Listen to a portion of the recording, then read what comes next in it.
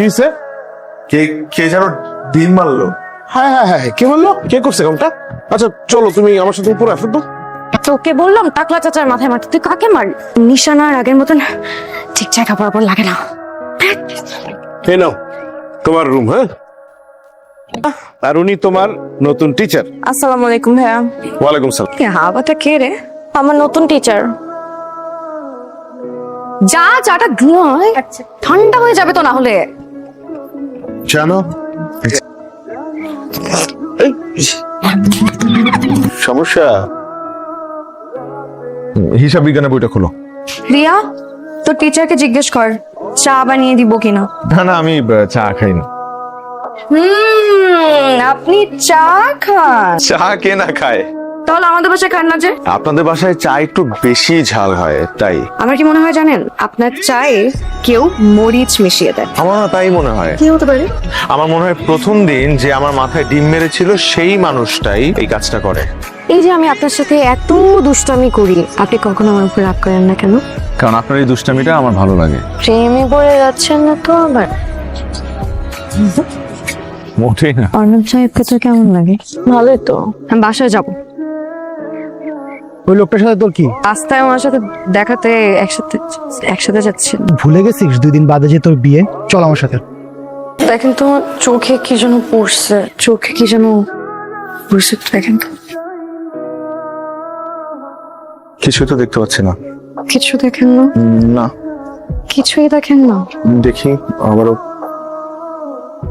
রিমঝিম, কি করতে আসছে এগুলা? আপনার সমস্যা কি? হ্যাঁ, প্রথম দিন থেকে আমার আপনার সন্দেহ হয়েছিল। বাবা দেখো এখানে কি করতেছে।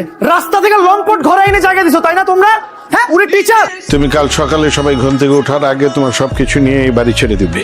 ভবিষ্যতে কোনোদিন যেন তোমাকে এই এলাকায় না দেখি। এই তাকে আছেন কেন? আবার বের হন ঘর থেকে, বের হন।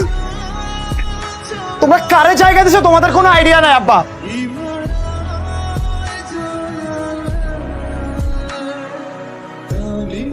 রাত 1টা বাজে, বাসায় যাও।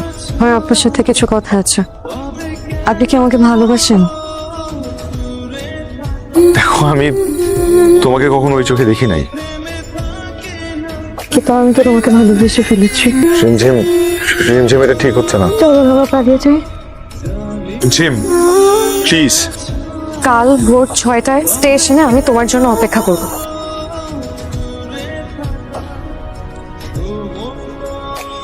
খুনের আসামি আমাদের এলাকায়, আর আমরাই জানি না। লোকটাকে আমার আগেই সন্দেহ হয়েছিল। খবর নেওয়ার পর আমি জানতে পারি ও একটা খুনের আসামি, পালিয়ে বেড়াচ্ছে। তারপর আমি পুলিশকে ফোন দিই। এত কিছুর পরেও রিমঝিমকে বিয়ে করতে রাজি আছে। বাবা তুই আর কথা বাড়াবি না। ওয়ালাইকুম আসসালাম। অর্ণব চিঠিটা দিয়েছে। সে কেমন আছে এখন? ভালো নেই। জানি আমার উপর অনেক রাগ তোমার। একজন খুনিকে ভালোবেসেছো, বিশ্বাস করো। না খুনটা আমি করেছি, না তোমাকে কষ্ট দিতে চেয়েছি। আমার বন্ধু রাসেল আর সুমনের মধ্যেই প্রায় ঝগড়া হতো। বুঝাই কইতেছি কি বুঝাবি? আমি আজকে ভাই তুই রাসেল মারা যায়, সবাই এসে আমাকে দেখে আর আমার নামে খুনের মামলা হয়। তারপর থেকে গত 4টা মাস ধরে পালিয়ে বেড়াচ্ছিল। গতকাল আমার ফাঁসির রায় হয়েছে, হয়তো আর কখনো দেখা হবে না। আগামী সপ্তাহে তো রিমঝিমের বিয়ে, তুই ভেঙে পড়িস না। অর্ণব, আমি জানি কোনটা তুমি করনি, তোমার উপর আমার কোনো রাগ নেই।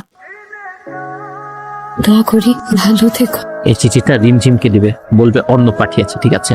দাঁড়াও, হাতে কি? চিঠি কার? রিমঝিম আপুর। আমাকে দে।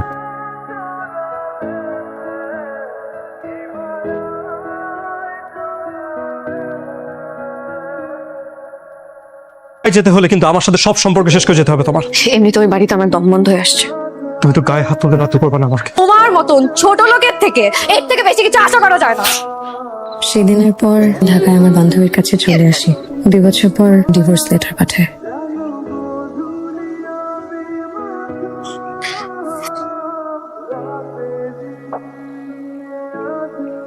সারা জীবন তোমার উপর আমি অনেক মানসিক অত্যাচার করেছি, ক্ষমা করে দিও আমাকে। আমাদের বিয়ের দিন অর্ণবের একটা চিঠি আসছে, যেটি আমি তোমাকে দিই। বক্সের ভেতর চিঠিটা আছে।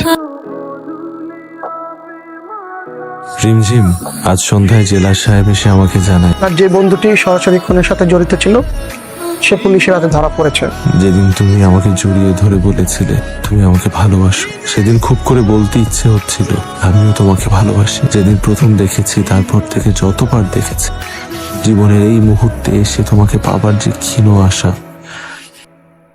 শোনেন না, আপনি কি অর্ণব নামে কাউকে চেনেন? না। ভাইয়া, আপনি অর্ণব নামে কাউকে চেনেন? 40-45 বছরের কাছাকাছি হবে। আপনার নাম কি রিমঝিম? জি। চলেন আমার সাথে।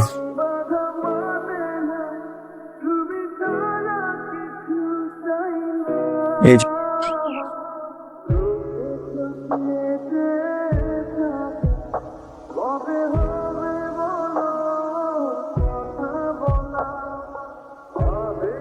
তোমার চিঠিটা 2 দিন আগে পেয়েছি। তোমার কাছে একটা চিঠি যেতে 18টা বছর লেগে গেল। তুমি বিয়ে করনি কেন এখন? মায়া আটকে গেছে।